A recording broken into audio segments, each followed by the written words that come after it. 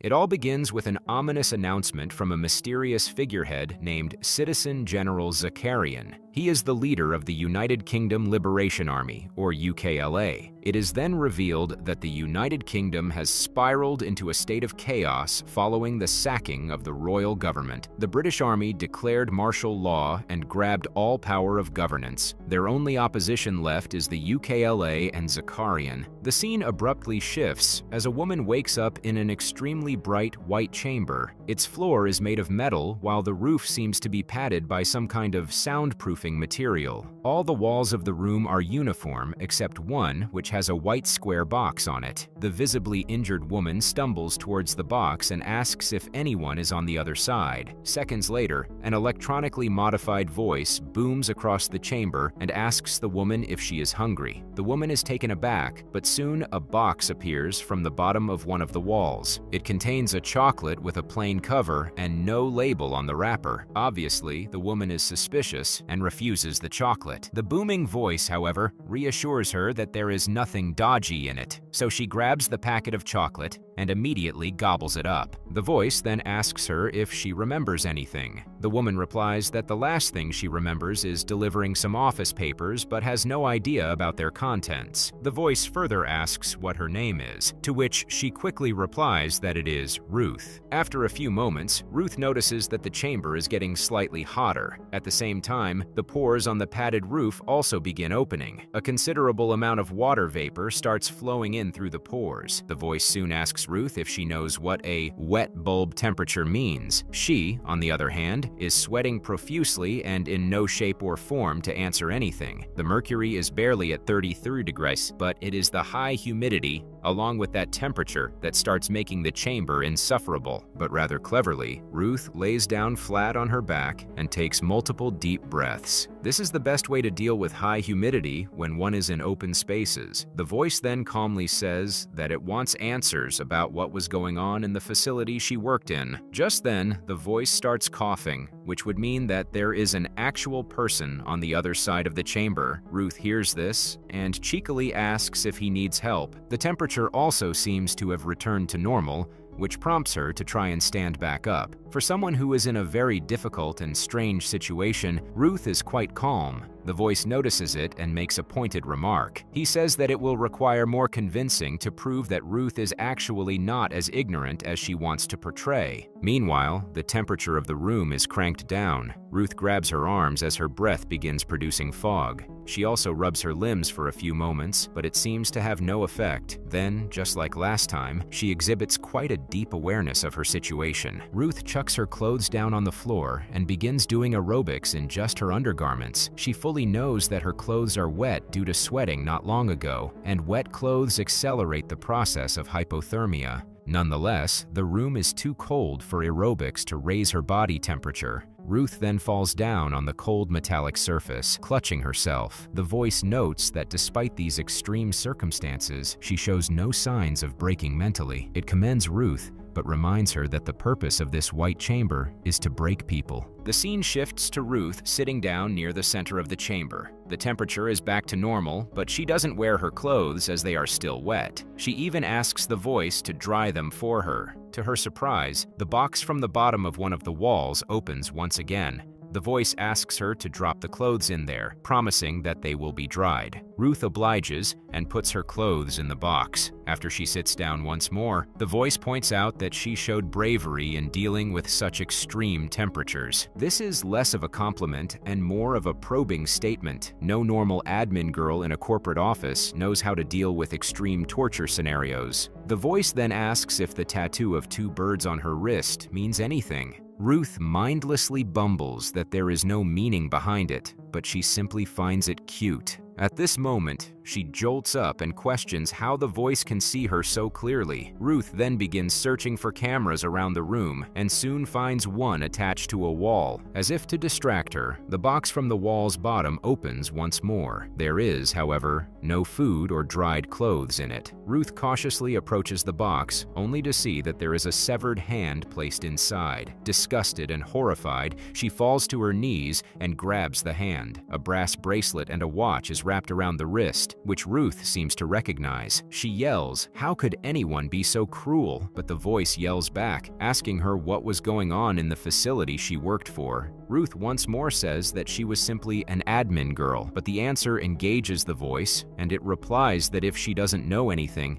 she is not useful to him. Suddenly, a sharp, shrill sound fills the chamber, causing excruciating pain to Ruth. She begs the voice to stop it and promises that she will tell it whatever she knows. As soon as she says this, the sound stops, causing her great relief. However, instead of saying what she knows, Ruth asks to see the face behind the voice. It is obvious that by this point, the person on the other side is getting impatient, and thus, he reluctantly agrees to a face reveal. Seconds later, a middle-aged face with white hair and beard appears on the white square. It is none other than Citizen General Zakarian. Ruth immediately inquires what is the situation around the UK like currently, and he replies that everything is in chaos. Next, Zakarian asks her to say whatever she knows, and Ruth tells him about the rumors she had heard. She says the military was preparing for a huge weapon of some sort, but doesn't actually know the details. On the other hand, she also seems to have a disagreement with what Zakarian is doing well. She accuses him of coercing young people into fighting against the military and creating destruction. Zakarian says it is not him that made the people do so, it is the military's policies that created the chaos. He angrily leaves, and the shrill sound begins once more. The scene then shifts to a few moments later as Ruth sits down near a wall, deep in thought. The sound has been turned off, and she asks how Zakarian can be so comfortable with killing people. He replies that in a war, it is simple mathematics. One has to decide which life is more important. For him, his life is more valuable than the lives of his enemies. Zakarian then appears on the screen and once again asks Ruth what she is doing for the National Security Council, or NSC. The poor woman desperately replies that she has already said everything she knows. Just then, someone calls Zakarian to the side with urgent information. It appears as if they have found some important piece of document related to Dr. Chrysler,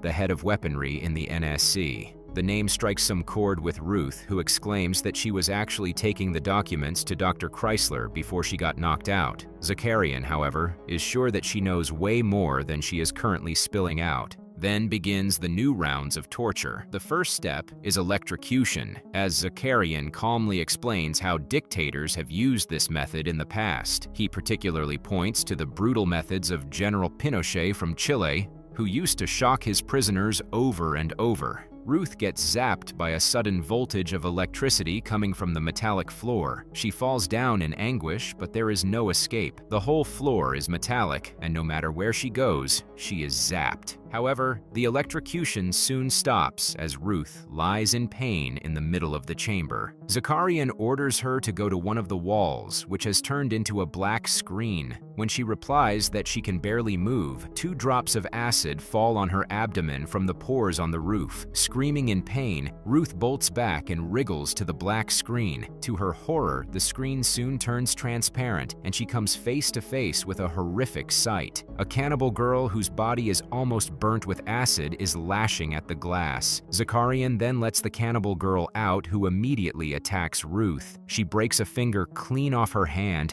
and tries to eliminate our heroine. But Ruth bravely grabs the finger and plunges it into the eyes of her attacker. That is enough to stop the hideous cannibal for now. The scene then shifts to 5 days ago, and we are shown a secret laboratory run by the National Security Council, or NSC. This high-tech lab is currently building chemical weapons for the British military to aid them in the war. Their main objective is to invent a drug that would allow the soldiers to keep fighting even in the worst of conditions. Their policy is that the entire staff, except the top scientists, is rotated every 2 weeks to ensure that no information leaks. One day, a new recruit named Ruth arrives at the lab. She looks nothing like the woman that Zakarian has captured in the future. This is because the woman Zakarian captured is not Ruth, but actually Dr. L. Chrysler, the chief of weapons development in NSC. It turns out that all the time she had been lying to Zakarian about her real identity. Back in the past, the real Ruth introduces herself to senior scientists Ed and Sandra.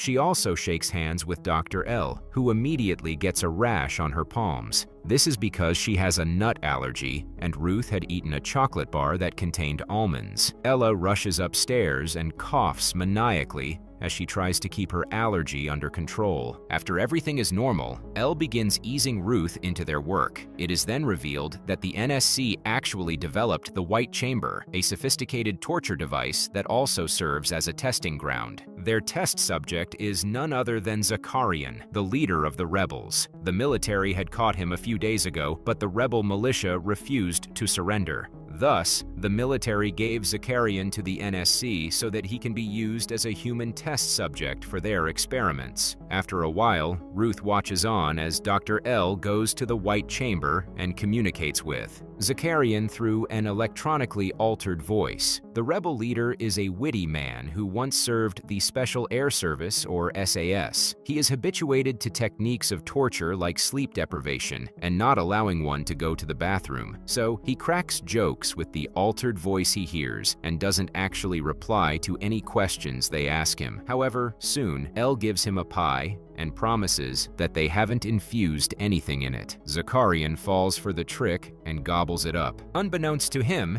it contained the NSC's test drug. As soon as he eats the last slice of the pie, Zakarian becomes hyperactive. Ruth watches on as Elle then turns on the shower in the White Chamber. The water is at Sous-degré, and yet the rebel leader gladly bathes in it, completely unfazed by the cold temperature. Seconds later, Elle cranks up the temperature of the water, and still, Zakarian feels nothing. His skin is practically burning, but he doesn't seem to notice it. After this round of testing, Dr. L privately briefs Ruth about their progress. Apparently, the drug they are developing is named Argo, and it turns off the sensory spots in the human brain. This would allow soldiers on the front line of war to keep fighting in any circumstance. Ruth is extremely sharp, and her knowledge of chemicals impresses Dr. L. However, the newcomer also has a hint of empathy towards the captured Zakarian, something that Elle notices. That night, Ruth is placed on the last rotation to look after the lab while everyone retires to their sleeping chambers. The newbie notices that the monitor that relayed images from inside the White Chamber isn't working, so she goes near the control panel to fix it. But Dr. Ella, who has been watching her from nearby, stops her and tells her to be careful. One mistake and their identity can be leaked to Zakarian. The two ladies then fix the monitor and watch what the prisoner is doing. He still seems to be high from the earlier dose of the drug that they mixed in his pie. Ruth is visibly uncomfortable with this sustained torture and asks why they are continuing the testing. After all, their drug seems to work fine, as shown by Zakarian's reaction earlier. Dr. L.A., however, chastises her and points out that they need to keep the tests going until the NSC is fully satisfied. She then dismisses the newbie and takes the night shift. The following morning, on the second day of testing, Zakarian refuses to eat his breakfast, so they have to come up with a new way to feed him the drug, Argos. Dr. L opens the gas pores on the roof of the chamber and then hands the control panel over to Ruth. The pores let in the drug in vapor form into the chamber. Seconds later, Zakarian once more starts becoming hyperactive. Today, they are testing the effect of electricity on the human body, which has ingested Argos. L.A. then orders Ruth to keep increasing the current until Zakarian shows a reaction to it. Rather impressively, he manages to tolerate a large amount of current. But shortly after, Zakarian addresses Elle by her real name. He seems to have researched her prior to getting caught. It is then revealed that Elle only joined the White Chamber projects under NSC because the rebel forces had killed both her brother and husband. She wanted to take revenge for their deaths, which is why she keeps prolonging Zakarian's tests, despite knowing that their drug is almost perfect. As the rebel leader keeps gloating about killing her beloved people, Elle begins losing her composure. She orders Ruth to zap him with extremely high current, which the latter does, but Ed arrives in the nick of time and cuts the power supply to the White Chamber. Later that afternoon, he sits down with Ruth and has a heart-to-heart conversation with her. Turns out, Ed is actually Edgar Chrysler, the inventor of the White Chamber and Elle's father. He lost his son who was in the army as well as his son-in-law who fought for the rebel forces. This deeply affected Elle, who can now go to any length to bring down Zakarian. It is also revealed that Elle's tattoo of 2 birds is a tribute to her brother and husband. The 3rd day of testing arrives, and things go from bad to worse for Zakarian. He is starting to get addicted to the drug Argo and shows extreme withdrawal symptoms. On top of that, the military catches his girlfriend, Anya, and dumps her at the NSC lab. She too is placed inside the White Chamber, right next to the rebel leader. As Zakarian watches on in horror, her cell is filled with Argo gas. This causes her pain threshold to go up, and even when Dr. L begins dropping acid on her face, she barely reacts. Meanwhile, Ruth is horrified by what's happening and tries to talk to her colleagues, but all 3 of them, Elle, Ed, and Sandra, seem to be motivated by the loss of family members. This whole testing thing is now simply a revenge camp. With no one to back her, Ruth is forced to fall in line and continue overlooking the horrific torture. By the time the 5th day of the testing arrives, the NSC sends a letter to the lab. They are satisfied with Argo and have provided a go-ahead for large-scale production. On the other hand, both Zakarian and his girlfriend are addicted to the drug. Despite all this, Elle, Ed, and Sandra show no signs of slowing down on the torture. In fact, they order Ruth to feed Zakarian's girlfriend a dodgy sample of Argo from early testing days. The poor girl has no option but to oblige, and she puts the drug in Anya's cell. On the other hand, Dr. L stands in front of the square window and finally shows her face to Zakarian. She wants him to see her before he faces the worst punishment of his life. Emotionally broken, she yells at the prisoner, saying he sent her husband to a premature death. Zakarian is slightly taken aback by this news and asks for his name. When she reveals it, the rebel leader immediately recognizes him. Turns out, Zakarian actually is a good leader who respects every single soldier who fights under him. Nonetheless, Elle is consumed with hatred and refuses to see anything good in the man. She then closes the window and leaves. Shortly afterward, Zakarian sees his girlfriend turn into a cannibal. She bites off her own fingers and eats them, shocking the rebel leader beyond belief. Meanwhile, after witnessing 5 days of non-stop torture fueled by personal vengeance, Ruth has seen enough. She no longer can take this inhumane behavior and heads toward the control panel to free Zakarian. Elle, who is nearby, tries to talk her out of doing so, but the latter doesn't care. Ruth even confronts Elle and says she is a disgrace to the memory of her brother and husband. This is enough to send Elle over the edge, and she stabs Ruth with a scalpel. A horrified Ed and Sandra watch on as the young girl drops to the floor. Following this, Ed rushes to help Ruth and applies pressure on her wound. However, the latter gathers whatever energy she has left and opens the door of the White Chamber. Zakarian finally comes out of the torture device, boiling with anger and vengeance. His mind is now mushed due to overconsumption of Argo, and he immediately tosses Ed and Elle to the side. Zakarian then runs upstairs and finds a lot of Argo lying around. This is the same dodgy batch that had turned his girlfriend into a cannibal. Unfortunately, he snorts a lot of it, making him crave human flesh. Meanwhile, Elle, who is on the verge of passing out, sees Zakarian bite a chunk out of her father's neck. Sometime later, a group of armed men dressed in all black and led by a masked man barged into the lab. Sandra, who had been hiding until now, runs to them for help, but as soon as she approaches, one of the men shoots her dead. The masked man then sees Zakarian lying on the floor, human blood and flesh gushing from his mouth. He takes off his mask, and in a shocking twist, it turns out to be Zakarian's identical twin brother. Everyone there is dead, except for Dr. L, who is unconscious. The scene then shifts and circles back to the present time, where L.A., who has been disguising herself as Ruth, has suffered several rounds of torture. Eventually, Zakarian's twin brother lets her out and reveals that he always knew her real identity. He orders her to prepare this Argo drug so that his soldiers can use it to win the war against the military regime.